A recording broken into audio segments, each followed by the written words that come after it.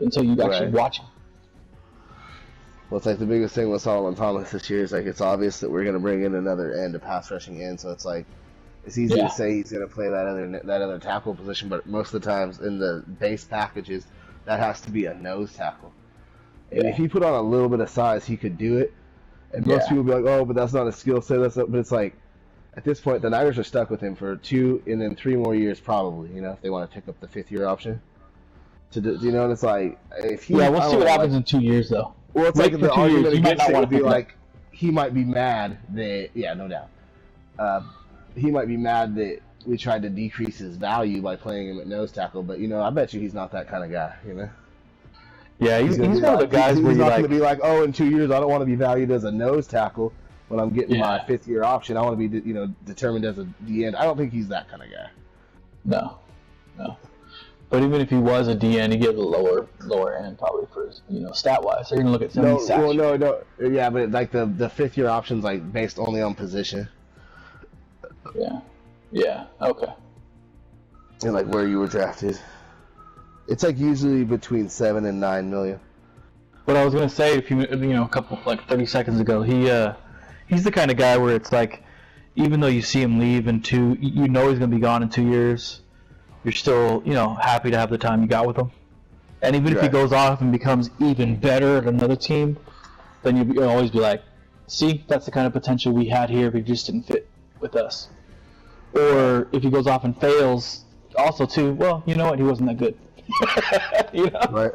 It's not a big deal. We replaced him by then, and I bet you'll find a younger, better, role for that guy in the coming drafts. In 2-3 years, after 2-3, you should be able to replace everybody on your team within 3 years.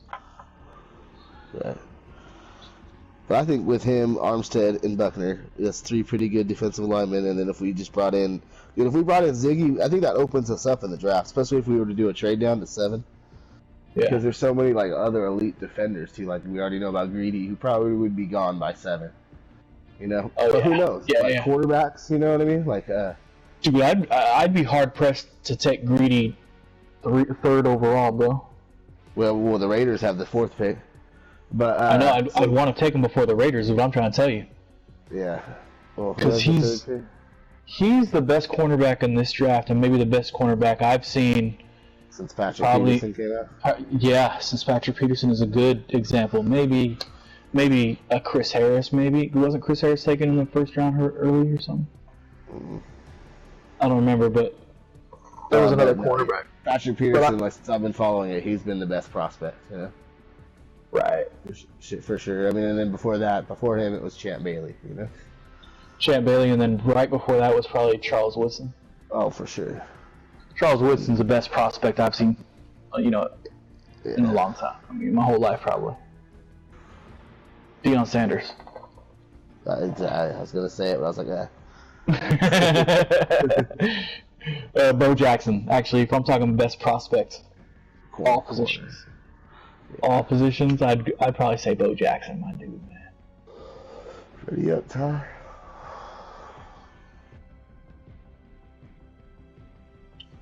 I remember Vernon Davis was a pretty elite prospect coming out. Yeah. Physical wise. Yeah. I wish he had more. Had started that dominance earlier in his career. Well, he only had 1 elite season and 2 near Pro Bowl seasons, or maybe Pro Bowl seasons. Right. So he kind of got started late, but I think that's a coaching problem, not his problem. Play calling and scheme wise, using him the way they used him, and then when was his blow up season? His best season was under Harbaugh, right? Yeah, probably 2013. Yeah, when they made the playoffs. Before that, dude, they were trying. They use him too much to block, man. Yeah. They needed to Shannon Sharp that dude.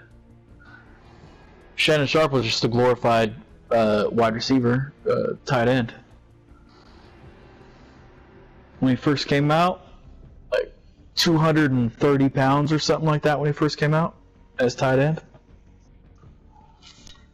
Kind of light.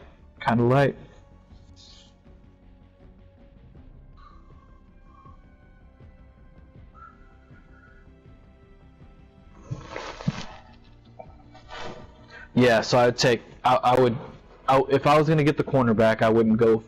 I wouldn't trade. I wouldn't even trade down. Even consider taking the cornerback at number 2 overall, dude. Greedy. Yeah, no, but there's so many other guys.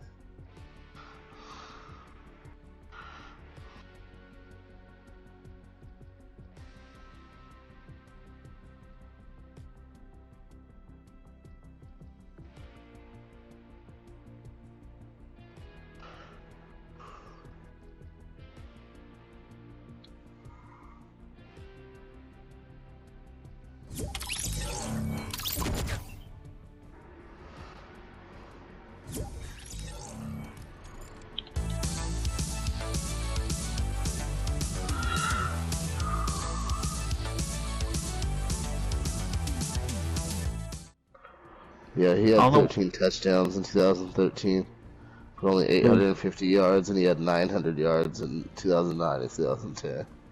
Who was that? Vernon Davis. Oh yeah. 800 yards. Did he ever get 1,000 yards? Mm-mm. But I mean, not a lot of tight ends have. Seems like I see at least one tight end, if not 2 or 3 every year now. Well, now. Yeah. Yeah, Kittle just broke the record. That's dope, man. I told you I like Kittle, man. Right. He's a stout blocker, too. Yeah. He's already trying to get Antonio Brown. Damn. He was been publicly, he's been, whatever, writing him on Twitter and shit. And he's the one that AB, gave him the, googly eyes back. Yeah. He was the first connection to the Niners. He was the very first one, right? Yeah. And then Rice later, there's another one. Well, dude, I'm really thinking the Niners is where he's going to end up, because I just saw Joey Porter's interview on the Coward show. Not Joey Porter. James Harrison. James Harrison. Okay. I saw his interview on the Bill Cowher show, and he was he mentioned the Niners as a team, a perfect team to go to, and Coward was talking to him about the Niners back and forth, and I was like, oh shit, they didn't talk about any other team but the Niners. And I was like, well, okay, there's more connection. Right. It could also be an Makes attempt. a lot of sense, you know. Yeah, I think it does, but it could also be. Think about this, dude. It could also be an attempt to get other people to think, oh, will it be the first overall pick, and then force more teams to consider giving them a mid-first. You know, right. Using that as the price point. Right. And think they're getting a deal if we get a 9th overall or something, or an 8th overall. So what, you're saying all these people are in on that, or? No, I'm just saying. No, I didn't think no, they're not all in on that. You lost me. Oh, okay. I'm a little stoned right now. I don't want to go back over it again. Where's your brother, though? I don't know. Let's get into a game already. Right, I'm almost done, to be honest.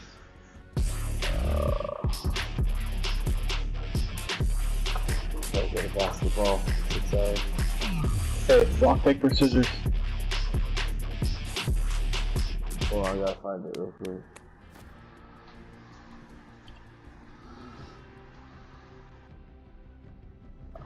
Okay, I found it. Ready? Yep. 1, 3, 2. The same. On my screen. Yeah. Scissors. Yeah, ready? Yeah.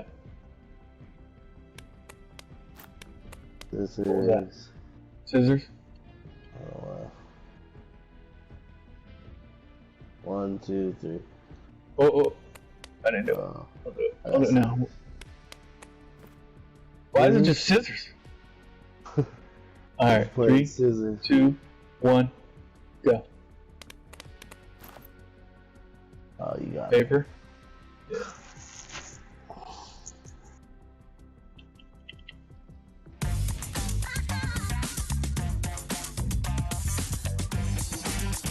Antonio Brown getting McKinnon and Garoppolo back with Kittle. Dude. Those young receivers. Yeah, AB with Kittle. Woo-wee.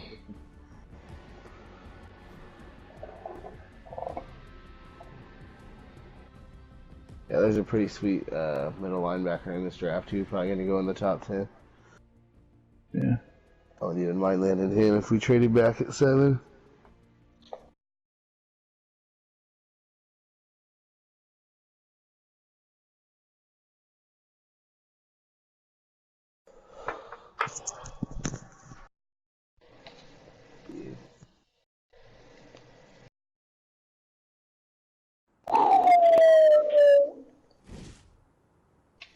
Where do you want to go? Looking like maybe a paradise drop or a junk. Maybe a lazy. Maybe even a Pueblos.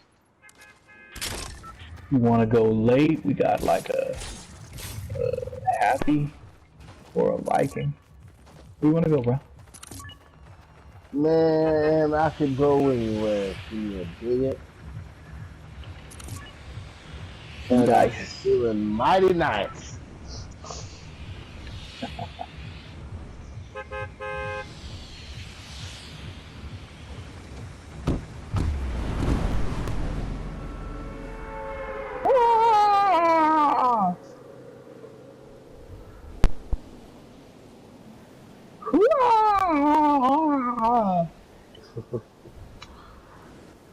I love this gingerbread man.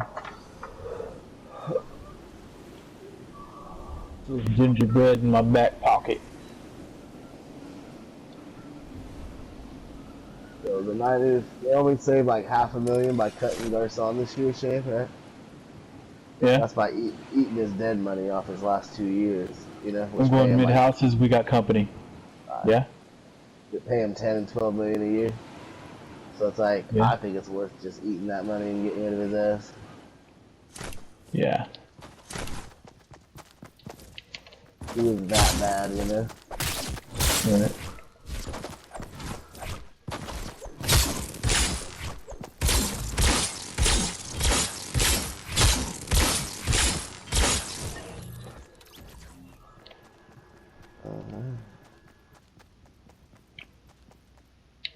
Just me and you landed your shit.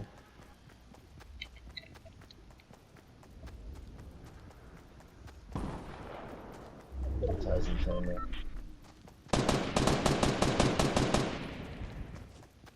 Let's have ourselves a siesta. He's starting right now.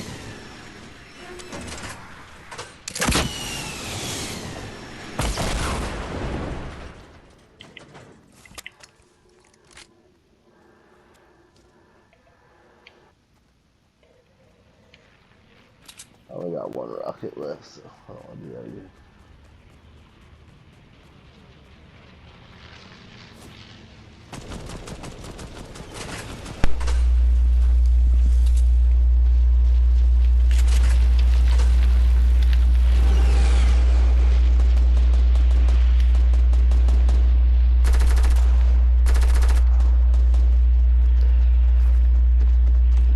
Go by the pool over here. At the pool house, yeah.